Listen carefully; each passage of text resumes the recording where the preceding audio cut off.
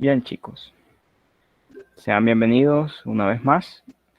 El día de hoy vamos a iniciar dando solución a este tipo de problemas que podemos encontrar en la sección 1.9 del libro de Layton, donde abordamos el tema de composición de funciones.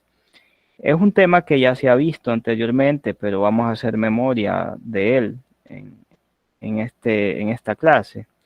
En particular nos dice, en los ejercicios 1 a 6, defina f compuesta por g y determine los números en los que f compuesta por g es continua. En otras palabras, pues tenemos que ver ahí donde estas son continuas y no solo eso, también hacer la composición antes de todo, ¿verdad? Bien, entonces tenemos f y g aquí. Vamos a iniciar por esta función. Así que en nuestro caso, vamos a tener f de x igual a raíz de x. Tenemos f de x igual a la raíz de x. Eso por un lado. Y por otro tenemos g de x igual a 9 menos x al cuadrado. Entonces tendríamos g de x igual a 9 menos x al cuadrado. Entonces ahí tenemos eso. Ahora lo que nos piden es encontrar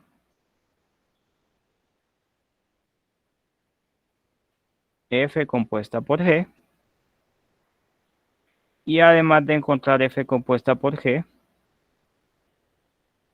determinar dónde es continua. Entonces, para resumir un poco y determine dónde es continua.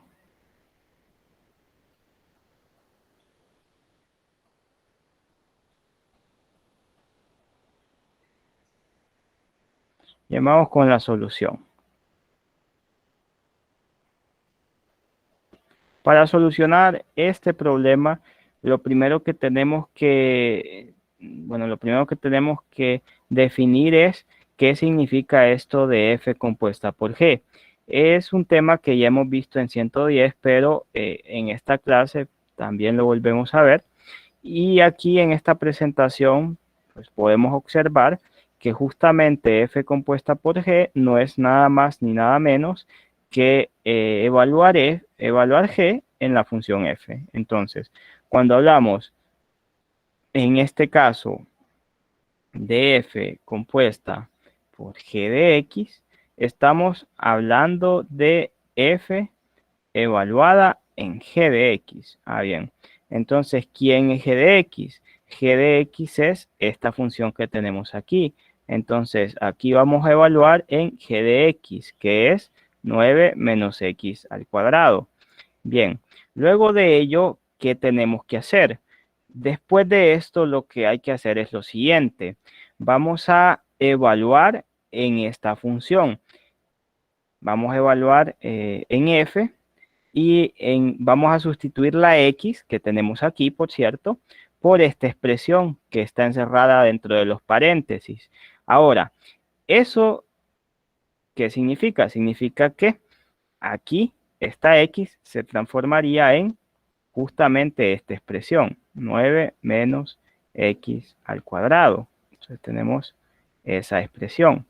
Bien, así que esta sería la composición de f con g. F compuesta por g sería esta función que podemos observar aquí. O sea, muy fácil, ¿verdad? Entonces aquí simplemente es evaluar f, evaluar g en la función f. Y el resultado de esa evaluación sería mi función compuesta. Así que tenemos esta función compuesta. Ahora, eso pues por un lado. Por otro lado, tenemos que encontrar dónde esta función es continua, dónde sería continua esta función. Y para ello vamos a aprovecharnos de los teoremas que ya mencionamos, que, aquí, creo que por acá, no, fue atrás. Aquí están. Creo que alguien quiere participar, ¿verdad? No sé si... un mensaje creo que fue. Sí, es de la sección 1.9 del libro de Layton. Son los ejercicios que estamos realizando en este instante, debido a que es un tema que abordamos. Así que aquí, ¿qué vamos a hacer? Lo que tenemos que hacer es irnos a los teoremas. Este teorema me dice que en este caso, si n es impar, entonces f es continua en todo número. Bueno, tengo que saberlo. Y si n es par, entonces f es continua en todo número positivo. Ah, bien, entonces, ¿yo qué índice tengo aquí? Noto que aquí tengo una raíz cuadrada. Raíz cuadrada significa que es que aquí hay un 2, aunque no se vea, y eso indica que aquí tengo un índice par. Ya que tengo un índice par, si me voy al teorema, significa que esta función será continua en todos los números positivos, en todo número positivo. Ah, bien, entonces el problema es que aquí tengo esta función que puedo observar. Entonces, ¿cuál sería, bueno, cuál sería la región donde esta función es continua? Bueno, es donde esto de acá es mayor o igual que cero. Precisamente mayor que cero. Ahí me dice donde es positivo. Ah, bien, entonces venimos y ¿qué podemos observar? Bueno, eh, note que,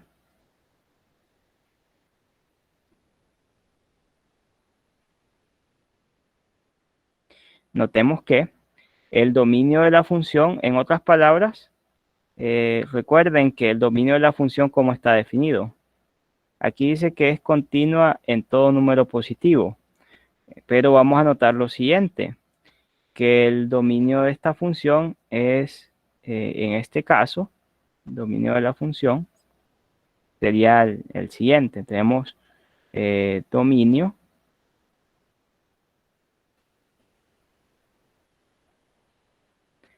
de f compuesta por g, a que es igual. Bien, notamos que lo que está aquí dentro tiene que ser mayor o igual que cero. ¿Por qué? Porque estamos hablando de una raíz cuadrada. Cuando decimos que esto tiene que ser mayor o igual que cero, estamos garantizando que el valor exista en los reales. Si no fuese mayor o igual que cero, entonces pasaría, por tanto, que obtendríamos valores negativos y en ese caso, pues los números que obtendríamos serían números imaginarios, cuyo conjunto pues no estamos trabajando en este curso. Así que en este caso tendríamos que, permítanme, alguien está intentando ingresar. En este caso tendríamos que, bueno, encontrar los valores donde 9 menos x al cuadrado es mayor o igual que 0. Bien, entonces podemos factorizar esto, podemos factorizarlo como 3 menos x por 3 más x, bueno, eso porque aquí vemos que hay una diferencia de cuadrados, entonces tenemos ahí esa diferencia de cuadrados. Ahora, ¿cómo podemos encontrar la región donde esta función es mayor o igual que cero? Bueno, es sencillo, muchachos. Lo que hay que hacer aquí es, pues, hacer una tabla. Una tabla que es la que usualmente se hacía en el segundo parcial de 110. En el segundo parcial mirábamos que esta parte de desigualdades o inecuaciones y decíamos que cuando teníamos esto había que identificar dónde se hacen cero. Perdón, aquí es más, ¿verdad? Aquí es más, me equivoqué con este signo. Aquí es más. Bien, aquí es más, se me había escapado. Bien, entonces, como les decía, ubicábamos dónde se hacían ceros estas expresiones. Entonces, ¿dónde se hace cero esta expresión? Entonces, noten que estas expresiones se hacen 0 por un lado, esta se hace 0 en 3 y esta en -3. Entonces, vamos a hacerlo aquí. Encontremos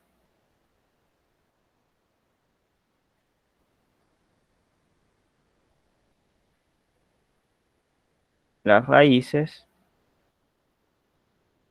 de x menos 3, perdón, es 3 menos x, ¿verdad? Al revés, permítanme.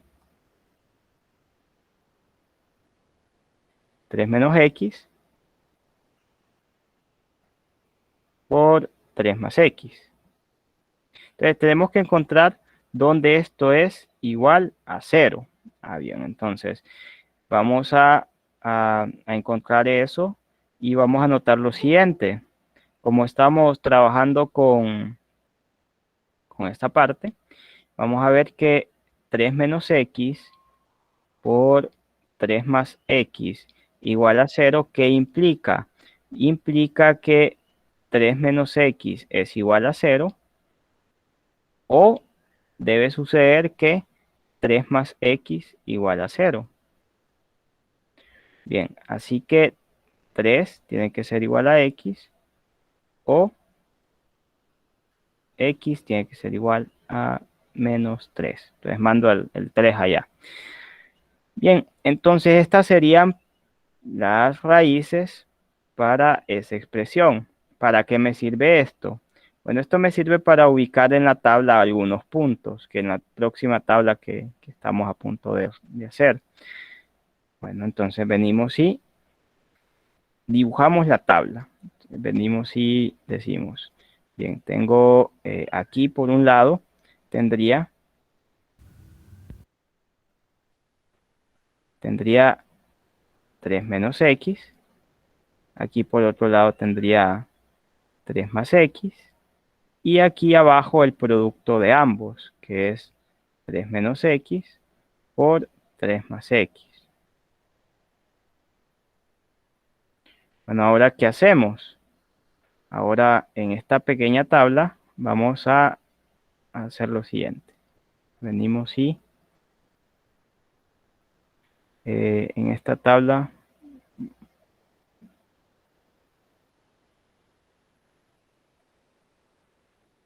vamos a ver. Vamos a ubicarnos aquí. Vamos a...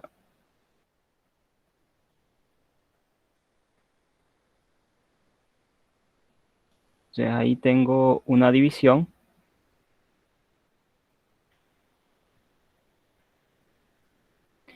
Bueno, aquí voy a generarme otra.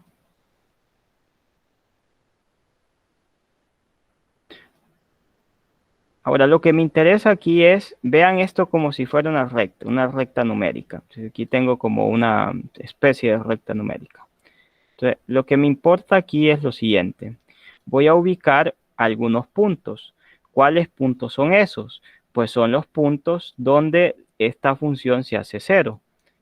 Donde esta expresión se hace 0. ¿Cuáles son esos puntos? Pues menos 3 y 3.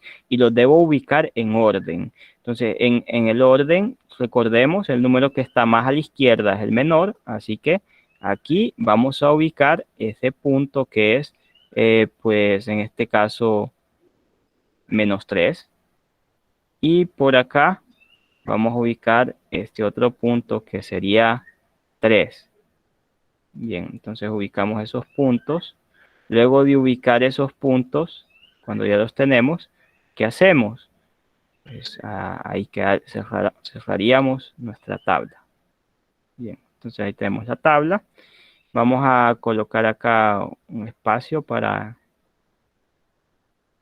indicar que, bueno, ahí sería una división para esto.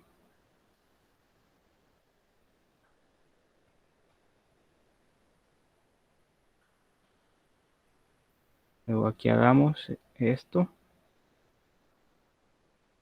Ya vean, ahí vamos con la tabla. Bien, ahora, ¿qué punto vamos a ubicar aquí? Tiene que ser en orden, ¿verdad? Entonces aquí el punto que ubicaremos sería el siguiente. sería el punto menos 3, que es donde se hace cero una de estas expresiones. Luego aquí ubicaríamos el punto 3. Entonces aquí tenemos los puntos, menos 3 y 3. Esta es la ubicación, esta es como una recta numérica, véanlo, esta parte de aquí. Entonces aquí tengo el 3. ¿Y qué pasa? ¿Dónde se hace cero esta expresión? Esta expresión se hace cero cuando x vale 3. Entonces aquí es donde se hace cero la expresión, justamente en este punto.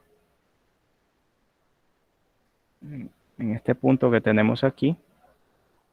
Lo voy a colocar, a ver si puedo ubicar aquí algo para dibujar el punto. Vamos a ver con esto. Colocar en otro color para... Permítanme, alguien se está intentando unir. Colocar en otro color como en amarillo. Bueno, entonces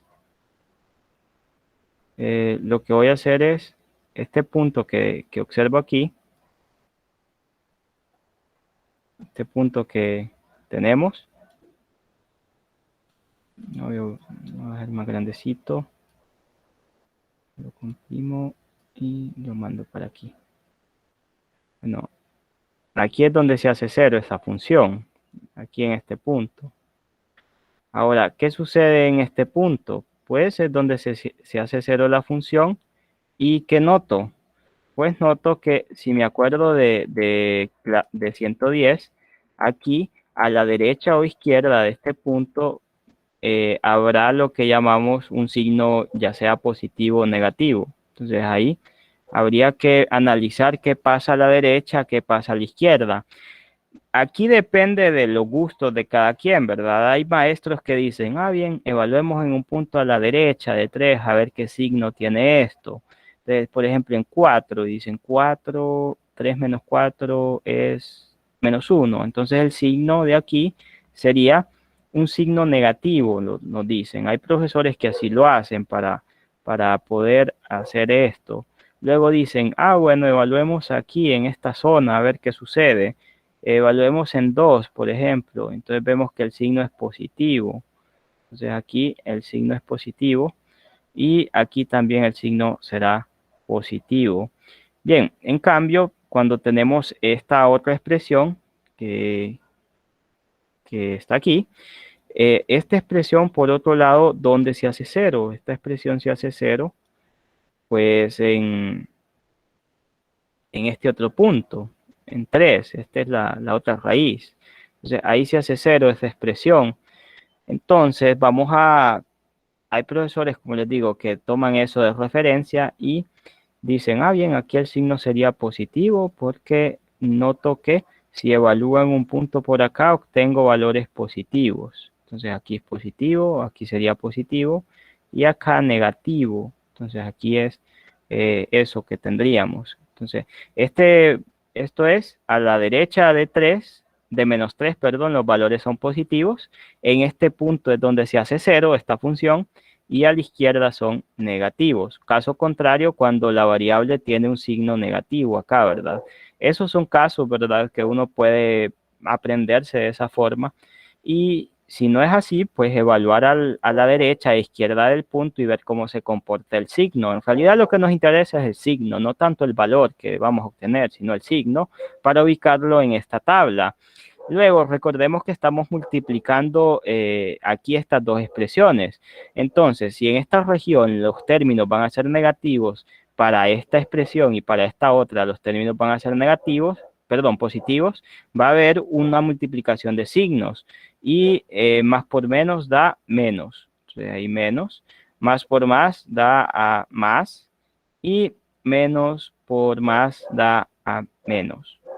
Bien, entonces ahí tenemos que esta función o el producto de estas dos funciones va a ser positivo o cero, porque aquí en los extremos es donde la función se hace cero, en estos puntos particulares, donde x vale menos 3 o x vale 3. Por tanto, aquí justamente en esta región que observamos aquí, es donde va a ocurrir que los valores son, pues, como mencionábamos anteriormente, positivos. Así que esta sería la región.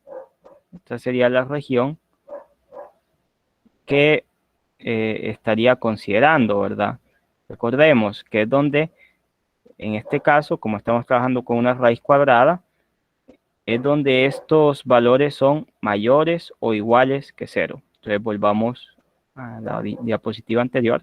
Por tanto, el dominio iría de menos 3 hacia 3. Así que aquí el dominio de esta función es de menos 3 hasta 3. Entonces, ese es el dominio de esta función de f compuesta con g. Ahora, recordemos también el teorema. El teorema me dice que si n es par, entonces f es continua en todo número positivo. Así que aquí vemos que donde lo que está dentro de la raíz sea positivo, es ahí donde va a haber continuidad. Por tanto, en realidad aquí, donde va a haber continuidad es en este intervalo. Ahora, hay que leer bien también esta parte, ¿verdad? Nos dice es continua en todo número positivo. Ah, bien, pero no nos incluye el cero. Aunque pues sospechamos que si hay continuidad ahí, pues lo habrá en este intervalo cerrado. Por eso vamos a decir, para contestar esta pregunta, diremos lo siguiente. Diremos pues que f compuesta por g es continua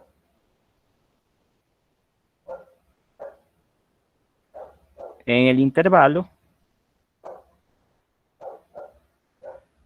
que va en este caso, nos tomaremos el atrevimiento de decir que en el intervalo que va de menos 3 a 3. Entonces, en este intervalo es donde esta función sería continua. Entonces, ahí tenemos la respuesta para las dos preguntas, que era encontrar f compuesta por g y luego determinar dónde es continua. Ahora, ¿esto cómo se realiza? Esto se realiza, permítanme, alguien está intentando ingresar. Esto se realiza lo primero con la definición de composición, ¿verdad? Esa parte pues ya la tenemos clara, que es usando esa definición. La segunda es con el teorema que observamos aquí, teorema que está en las diapositivas, que por cierto les envía al grupo de WhatsApp, ahí pueden descargar el archivo y leerlo. Entonces aquí tenemos esas dos partes. Bien, ahora vamos con otro problema. Entonces ya tenemos esto cubierto. Tenemos esa parte. Vean que necesitamos aquí la parte de álgebra, ¿verdad? Lo de el segundo parcial de 110, donde se nos enseñaban lo que eran las inecuaciones. Por eso es que son importantes en este caso. Bien, entonces vamos con otro problema. Vemos que así es como se resuelve este tipo de situación. Ahora, los demás problemas se realizan de forma análoga. Con los demás problemas me refiero a los que están entre el 1 y el 6, porque aquí nos dice que del 1 al 6 hay que encontrar estas cuestiones que nos dicen, que nos mencionan, la composición de f con g y donde esta composición es continua. Así que del 1 al 6 la mecánica va a ser la misma. Ahora, lo que va a cambiar probablemente es el dominio. El dominio cambia. Bueno, hay otra forma de calcular el dominio, pero se ve más que todo en 110, porque recuerden que podemos encontrar el dominio de f y el dominio de g, y luego encontrar cuál sería el dominio de la composición, pero esa parte pues no la voy a cubrir en esta sesión. Bien, ahora realicemos otro ejercicio. Bien, vamos a ver cuál ejercicio podemos realizar aquí. Nos dice el ejercicio 7 al 16, determine el dominio de la función y después determine para cuál de los intervalos indicados es continua la función. Bien, entonces Para esta parte vamos a necesitar ¿qué? Vamos a necesitar mucho los teoremas que tenemos aquí. ¿Qué teoremas nos dicen? Bueno, nos dice que toda función racional es continua en todo número de su dominio, por ejemplo. Entonces ahí podemos hablar de dominio. Si encontramos el dominio, pues obviamente ya encontramos el intervalo donde es continua, porque este teorema nos dice que sería continua en todo su dominio, por tanto ahí no hay problema. Así que aquí habría que encontrar esa parte de continuidad. Veamos aquí, por ejemplo,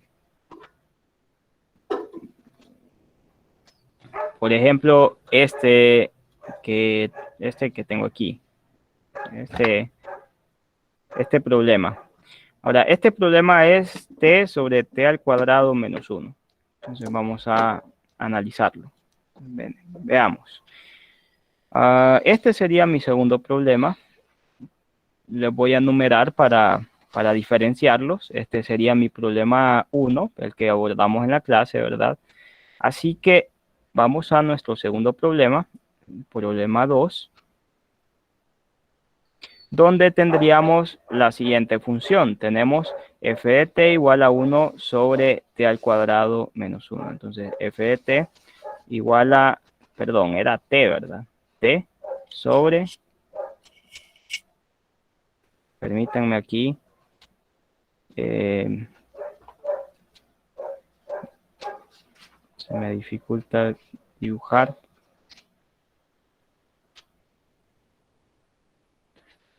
T al cuadrado menos 1. Bien, encontremos el dominio de esta función. Para encontrar el dominio de esta función, bien, lo que pedimos. Encuentre el dominio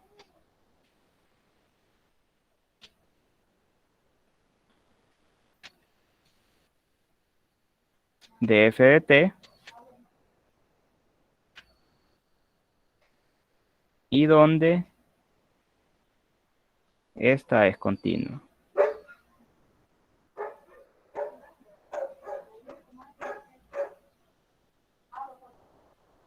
Entonces vamos con la solución. Para la solución, lo primero que hay que hacer es encontremos los valores prohibidos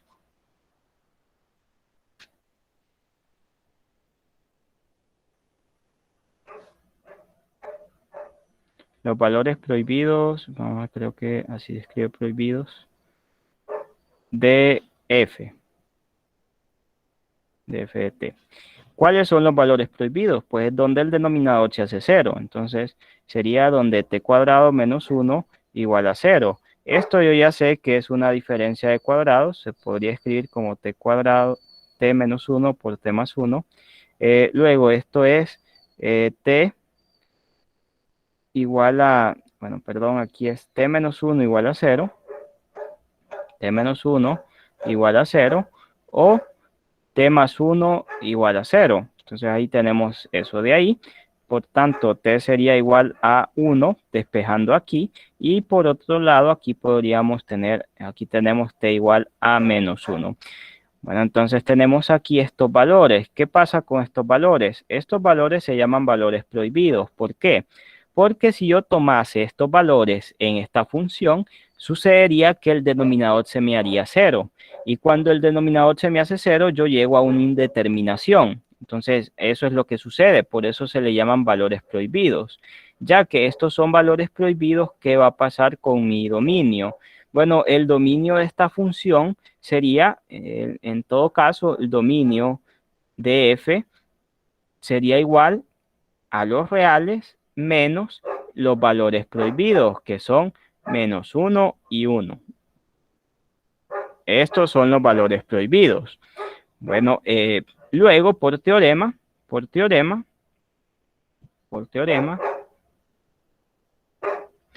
f de t es continua en los reales menos esos valores prohibidos. Bueno, aquí en el libro me dan unos intervalos. Ahora, veamos esos intervalos. aquí cuando habla cuando nos muestra los paréntesis, nos está dando un intervalo abierto. Dependiendo del libro con el que trabajen, hay bibliografías donde a ustedes, para indicarles que hay un intervalo abierto, les dicen, bien, entonces aquí hay como unos corchetes abiertos hacia afuera. Entonces, esto es un intervalo abierto. Probablemente estén acostumbrados a esta notación. Pero Leighton, cuando coloca estos paréntesis que vemos aquí, prácticamente es lo mismo. Cuando ustedes tienen paréntesis aquí, es como que ustedes digan el intervalo abierto que va de 0 a 1. Entonces aquí esto y esto son exactamente lo mismo. Así que cuando vean esto, pues esto es lo que está pasando. Son intervalos abiertos. Ahora, la pregunta que me hace aquí, en esta sección, es la siguiente. Ahí dice, determina el dominio de la función y después determine para cuál de los intervalos indicados es continua la función. Ahora, para este intervalo va a ser continua. ¿Por qué? Porque el dominio son los reales menos el valor menos 1 y 1. Pero ustedes me dirán, profesor, pero ahí está el 1. Sí, pero no está incluido. Si ustedes quieren ver este dominio de otra forma, en su forma como de intervalo, pueden expresarlo así. El intervalo que viene de menos infinito, luego llega a menos 1, abierto, por supuesto, el menos 1, luego empieza de menos 1, llega a 1, abierto, por supuesto, 1 aquí, luego empieza aquí de 1 y se extiende hasta más infinito. Entonces, esto de aquí se puede escribir así también. Viene de menos infinito, llega a 1, en 1 hay un agujero porque no está incluido ese punto. Entonces ahí hay un salto de menos 1 a menos 1, de menos 1 a 1 llega. Luego el 1 no está incluido, por eso no se coloca incluido acá, ni aquí ni acá, ¿verdad? Entonces, si estuviera incluido sería un solo intervalo. Después da un salto aquí de 1 a 1 y continúa hasta infinito. Entonces, estos puntos, este conjunto es donde es continua la función. Vean que este intervalo que está aquí, que va de 0 a 1, está contenido justamente en esta parte, en este intervalo. Es un subintervalo de este intervalo, o un intervalo contenido, ¿verdad? Aquí está contenido en este intervalo. Bien, ahora, de menos 1 a 1, obvio que sí, ¿verdad? Porque aquí tenemos de hecho eso mismo, nada más que lo tenemos con los corchetes hacia afuera. Estos pues se pueden sustituir por paréntesis, como les digo. Entonces, aquí también esta función es continua. De 0 a 1, no. ¿Por qué? Porque está incluido el 1, pero el 1 es valor prohibido, entonces el 1 no se puede tomar, así que aquí este no sería, no habría continuidad aquí. Ahora, de menos 1 a 0, por supuesto que sí, está sin incluir el menos 1, tal cual está aquí. Y el 0 está contenido en este intervalo que podemos observar. Entonces aquí sí habría continuidad. Ahora, de menos infinito a menos 1, pero menos 1 incluido. No, ahí no, ¿verdad? Porque no podemos incluir ni el menos 1 ni el 1 porque son valores prohibidos. Si estuviera abierto aquí, pues sí podríamos decir que efectivamente hay continuidad. Por tanto, podemos ver que en estos intervalos que nos dan aquí, sí va a haber continuidad. En cambio, en estos otros dos que tachamos con una X, no la va a haber. Entonces, para esto hay que analizar el dominio de la función, como pueden observar. Bien, entonces vamos con, ya hicimos esa parte, ahora vamos con, vamos a ver, vamos con otro tipo de ejercicios. Prácticamente sería utilizar los teoremas para averiguar dónde hay continuidad, teoremas que están en la presentación, aquí la pueden ver. Aquí están algunos teoremas, estos teoremas, donde me dicen donde la función racional es continua, donde la función radical es continua, también me dicen donde la polinomial es continua. Toda esa información la tengo aquí. Entonces aquí nos basamos para poder decir o concluir algunas cuestiones de estos problemas. Bien, aquí me dice el problema 7 al 16. Entonces aquí del 7 al 16 va a ser lo mismo, como calcular el dominio de estas funciones y ver si hay continuidad. Eso va a ser. Eh, Se puede hacer esto mediante teoremas, algunas cuestioncitas como el problema que acabamos de mencionar, porque tenemos un teorema que nos ayuda con esa parte. Y bien, ahí podemos tener eso cubierto, ¿verdad? Ahora, hay otros problemas un poco más complejos, pero la verdad es que se pueden transformar en funciones seccionadas. Vamos a ver.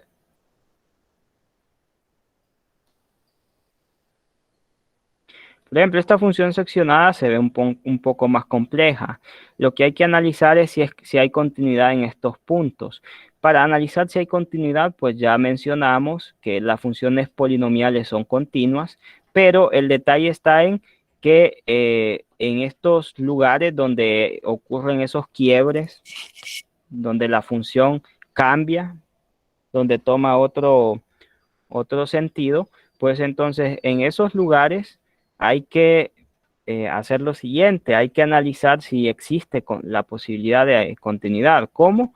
Pues se hace con serían los criterios que ya observamos, que eran tres, ¿verdad? Para poder determinar continuidad, que la imagen en el punto exista, que el límite hacia ese mismo punto exista y que ambos sean iguales. Entonces aquí prácticamente sería incluir esa parte de la definición. Ahora, no quiero detenerme mucho en un solo tipo de ejercicios porque estaríamos dejando de lado otro tipo de ejercicios a resolver. Entonces vamos a ver esto. Por ejemplo, esta que tenemos aquí. Está este problema, el problema 43. Vamos a ver de qué va. Nos dice, en los ejercicios 43 a 46, haga lo siguiente. Aplique el teorema del cero intermedio para mostrar que la función f tiene el número indicado de ceros entre a y b. Estime estos ceros con dos cifras decimales en la graficadora. Bueno, aquí me piden usar una calculadora graficadora.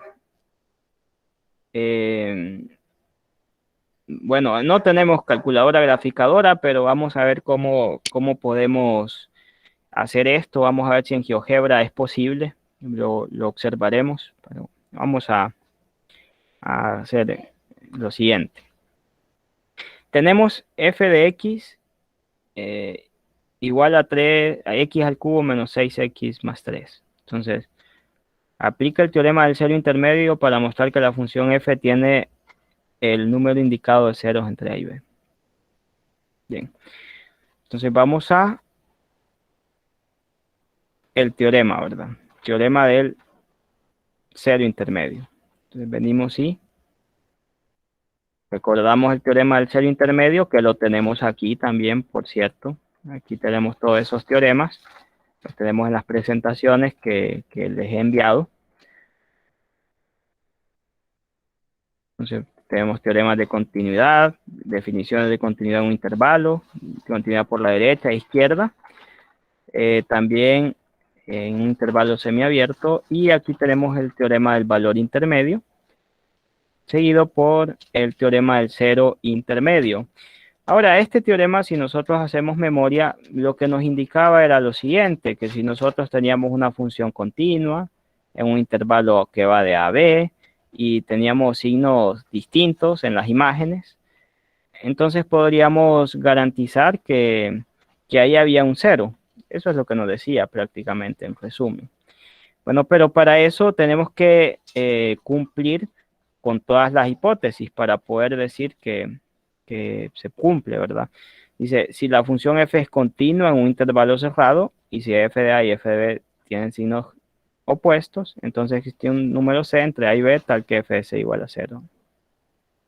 Bien, entonces venimos y nos vamos aquí. Vamos a esta parte y tenemos este problema. Entonces, ¿qué hay que hacer?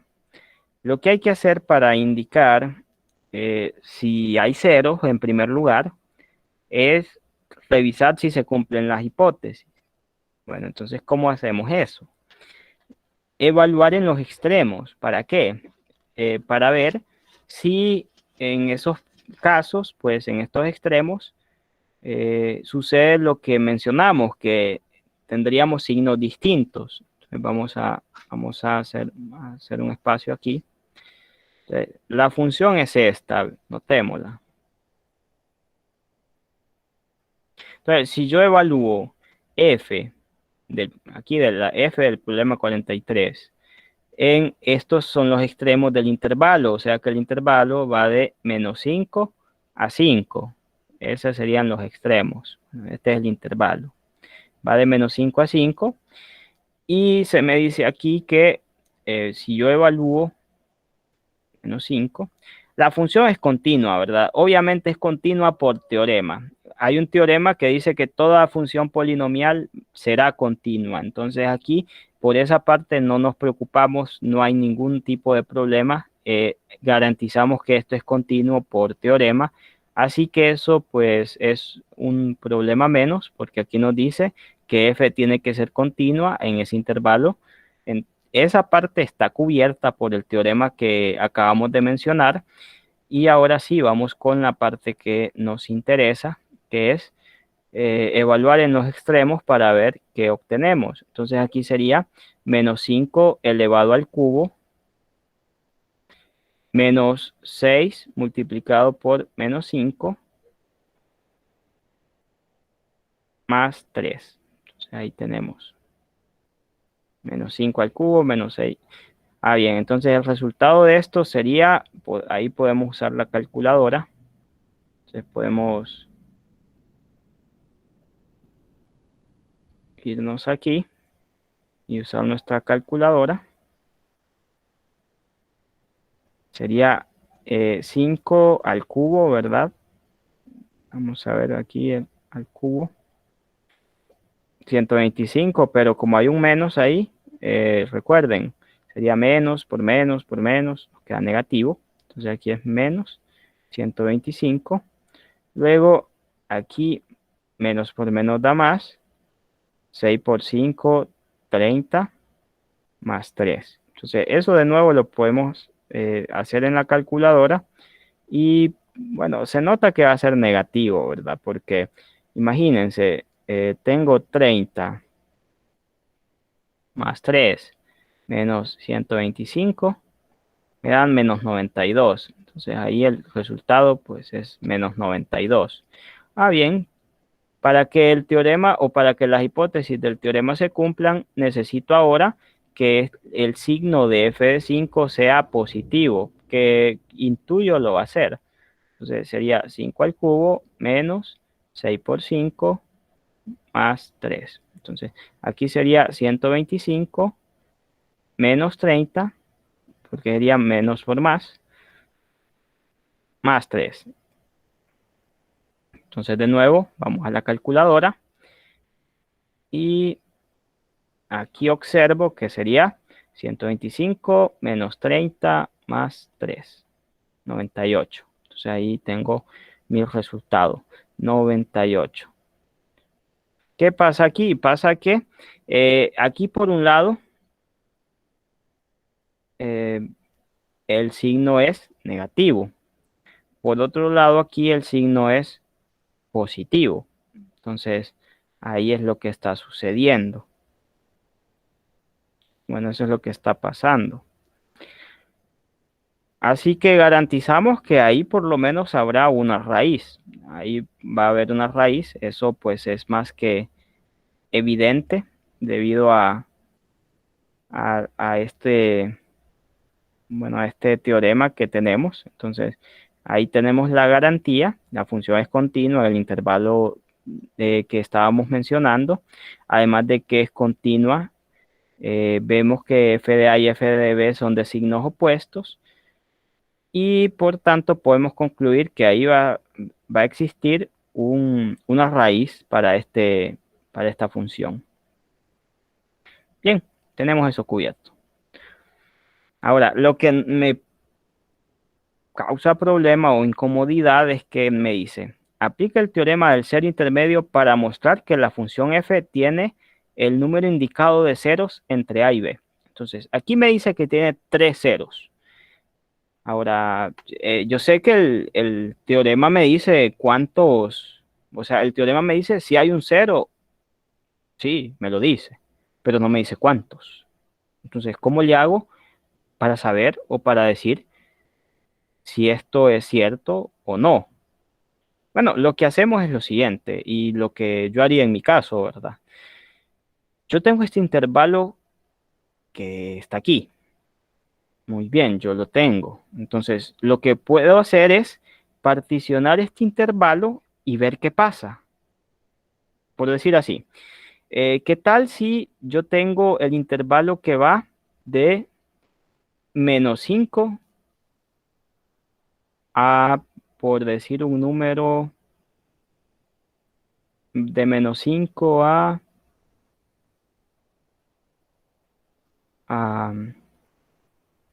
-3, por decir, o no, mejor -4.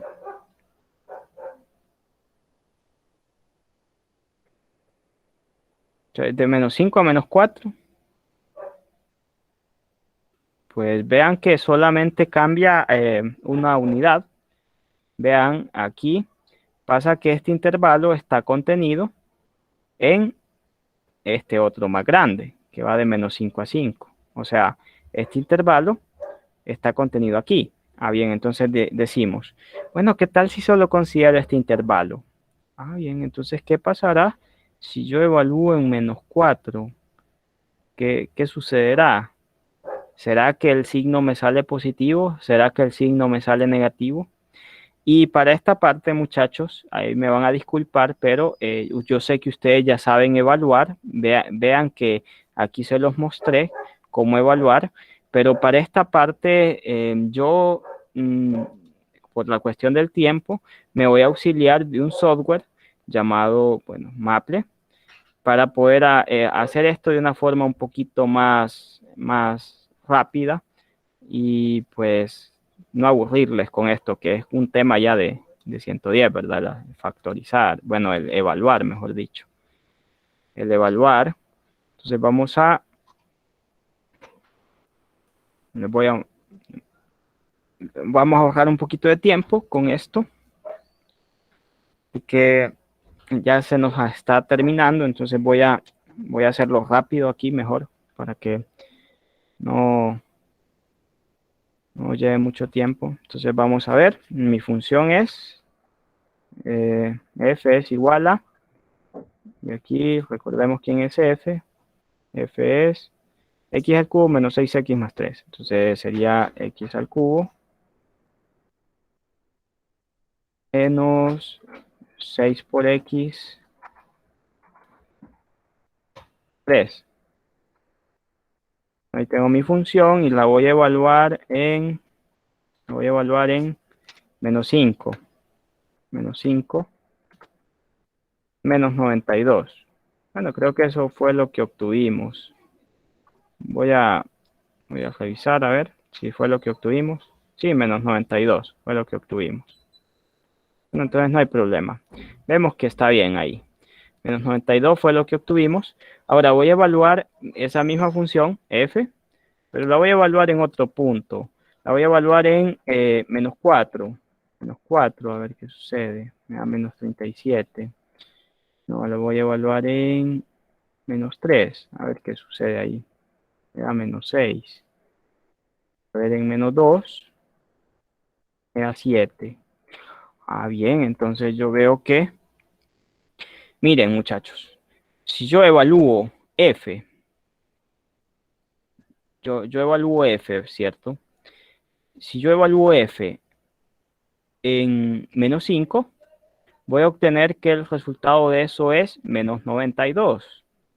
Pero si yo evalúo f en menos 2, el resultado es 7. Ah, bien, entonces yo sé que la función es continua. Entonces, ¿qué va a pasar? Por teorema del cero intermedio, va a haber un 0 en este intervalo que va de -5 a -2. O sea, ahí hay un 0. Ahí lo hay. ¿Por qué? Porque ya se cumplen las hipótesis. La función f es continua en este intervalo, por supuesto, es un polinomio. Las funciones polinomiales son continuas en todos los reales. Ah, bien. Luego de ello, ¿qué pasa? Pasa que el signo de f de -5 es distinto del signo de f de -2 también. Entonces, bueno, entonces es otra hipótesis y ya con esas dos garantizamos que existe un 0 en este intervalo. Ahora, por un lado, ¿verdad? Bueno, ahora ya tenemos ese intervalo y notamos que este intervalo está contenido en este otro que es más grande todavía, ¿verdad? Entonces, este intervalo que está aquí. Bien. Entonces vamos con la otra parte.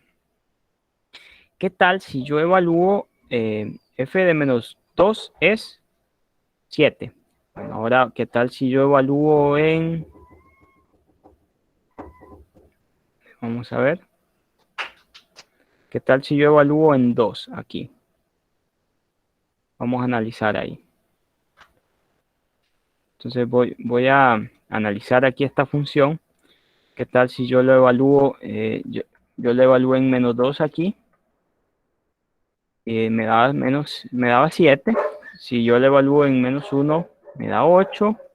Si yo lo evalúo en 0, me da 3. Si yo lo evalúo en 1, me da -2. Bien, chicos. Entonces ya veo que hay otro intervalo donde se cumplen las hipótesis. Mírenme, si yo evalúo f en -2, el resultado es 7. Y si yo evalúo f en 1, el resultado es igual a -2. Eso indica que en este intervalo, que va de -2 a 1, va a existir una raíz, que por cierto, este intervalo está contenido aquí, en este otro que es más grande, que va de -5 a 5. Bien, entonces después noto lo siguiente. Si yo evalúo acá, bueno, yo evalúo en 1, y acá por otro lado evalúo en 5, que es el valor que tenemos ahí. El resultado es 98, que ya lo habíamos calculado, ¿verdad? Entonces aquí sucede que f de 1 es igual a -2 y f de 5 es igual a 98. Signos distintos, ¿verdad? Aquí es menos, aquí es más, la función es continua. Entonces va a suceder que el intervalo que va de 1 a 5 también va a cumplir con las hipótesis del teorema. Bien, entonces tenemos que aquí hay 3 intervalos que están contenidos en este de acá que cumplen con las hipótesis. Entonces, entre este intervalo de aquí va a haber un 0, aquí. Entre este otro intervalo de acá va a haber también un 0, por teorema, también. Y en este último también habrá un 0. Bueno, entonces, ya con eso en mente, ¿qué va a pasar? Bueno, ya tenemos prácticamente garantizado de que por lo menos van a haber 3 ceros, que es lo que me pedía el problema, que diera garantía de que iban a haber 3 ceros por lo menos con el teorema del cero intermedio, que justamente es el que acabamos de decir. Se cumple que la función f es continua, por supuesto que se cumple. Se cumple que cuando evalúen los extremos de estos intervalos, los signos de las imágenes son distintas, por supuesto que también se cumple. Entonces, ahí garantizamos la existencia de ese cero. En este intervalo que va de -5 a -2, hay un cero. En este otro intervalo que va de -2 a 1, también va a haber un cero. Y por supuesto, en este otro que va de 1 a 5, habrá otro cero. Bien, entonces, esa parte ya está cubierta. Ya lo sabemos y utilizamos el teorema que nos pidieron. Bueno, entonces ya hasta ahí vamos bien. Todo excelente. Vamos con la otra parte. Nos dice, aplica el teorema del cero intermedio para demostrar que la función f tiene el número indicado de ceros entre a y b. Entonces, ¿qué hay que hacer para esto? Pues particionar los intervalos en intervalos más chicos y estos intervalos, pues ver si cumplen con el teorema o con las condiciones para poder decir que se cumple el teorema. Ahora, ya con ello, pues podemos, si por lo menos tenemos tres intervalos que cumplen con esas condiciones, entonces decimos, ah, bien, entonces sí, hay tres raíces, por lo menos, hay tres ceros. Ahora, la segunda parte ya es un tanto diferente, porque nos dice, estime estos ceros con dos cifras decimales en la graficadora. En otras palabras, nos está pidiendo usar una calculadora gráfica. Ahora, las calculadoras gráficas no se necesitan tanto aquí en esta clase y no las pedimos. Más que todo se usan en análisis numérico y pues no se piden también porque son de alto costo, o sea, son bien caras esas calculadoras. Hay unas que son un poco más económicas, pero son bien caras estas calculadoras gráficas, pero hay programas que son muy buenos y que nos pueden ayudar a darnos una idea de los valores. Entonces, por ejemplo, tenemos este de acá, GeoGebra. ¿Qué vamos a graficar aquí? Vamos a graficar la función. Entonces, la función es x al cubo menos 6 por x más 3. Entonces, venimos aquí y en GeoGebra ingresamos esa función. X al cubo, x tres veces, menos 6 por x más 3. Entonces, ahí tenemos la función. Tenemos. Podemos hacer lo siguiente. Venimos y decimos, toma un punto.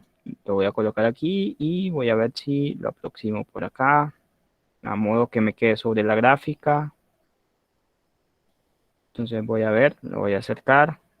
Necesito que ese punto esté sobre la gráfica. Aquí también voy a ver si tomo este sobre la gráfica.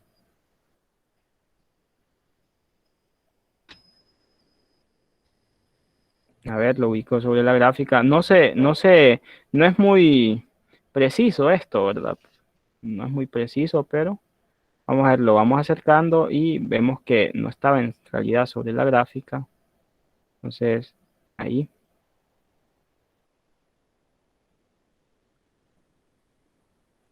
Vamos a acercar más y entre más nos acercamos, más se mira si está sobre la gráfica o no. Entonces ahí lo acomodamos. A mí no me funciona muy bien el mouse, ¿verdad? Pero ahí lo colocamos. Y me da que la raíz es como 0.52. Entonces voy a usar Mapler. Aquí ya voy a ver cuánto me da si evalúo en 0.52. 0.52. 0.52. Vamos a ver qué valor me da. Al 0.0. No, creo que tengo que acercarlo más.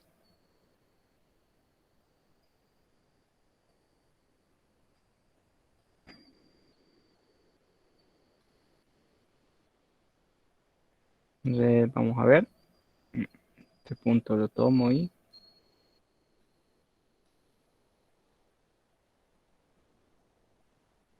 selecciono este punto y lo muevo. Sí, parece que con dos cifras decimales ese sería el valor. Entonces ahí, ese sería el valor. Ya parece que alguien quiere participar. Sí, si nosotros quisiéramos saber el valor numérico de cada uno de esos ceros, podríamos hacerlo con la división sintética, ¿verdad? Eh, ¿O no? Depende, porque hay ocasiones en las cuales hay funciones que no se pueden factorizar de esa forma, pero podríamos intentarlo. Por ejemplo, división sintética hay que considerar los divisores del coeficiente principal y los del término independiente, ¿verdad? Entonces, no recuerdo muy bien si era dividir los coeficientes del término independiente entre los del término principal o era la Sí, inversa. sí, Sí, me parece que era así, ¿verdad? Los divisores de 3, que serían más o menos 1 y más o menos 3, se tenían que considerar también los divisores del coeficiente principal, que es 1, que son, pues, más o menos 1. Y ahí no recuerdo si había que dividir, cuál había que dividir entre quién, pero si ustedes hacían esa división, obtenían unas posibles raíces ahí. Obtenían ya sea más o menos 1, más o menos un tercio, más o menos 3. Entonces, yo puedo usar Maple para mostrarles si en realidad esos valores son raíces. Entonces, puedo colocarlos aquí, por ejemplo, en Maple. Aquí vamos a ver. Si es 1, no me da. Si es 1 me da igual a menos 2. Si es menos 1, me da 8. Si es 3, me da 12. Si es menos 3, me da menos 6. Vamos a ver con un tercio. Si es un tercio, me da 28 sobre 27. Si es menos un tercio, me da 134 sobre 27. Entonces no funciona con ningún valor de estos. Ni con 1, ni con 3, ni con un tercio, ni con eh, menos un tercio, ni con los positivos, ni con los negativos. No funciona con 1, con 3, con un tercio, menos un tercio. Ninguno de los valores me funciona. Entonces va a suceder que no, aquí falla la división sintética, ¿verdad? Es que no siempre funciona la división sintética. Hay ocasiones en las cuales les va a funcionar y hay otros polinomios en los que no. Para eso están los métodos numéricos. Por ejemplo, está el método de bisección, que se puede aproximar la raíz mediante el método de bisección, esta iteración de punto fijo, pero esos son temas de análisis numérico. Sí, ya se me pasó el tiempo, ¿verdad? Sí, lo siento. Bien, chicos, entonces esto sería todo por hoy. Antes de retirarnos, pues voy a pasar lista.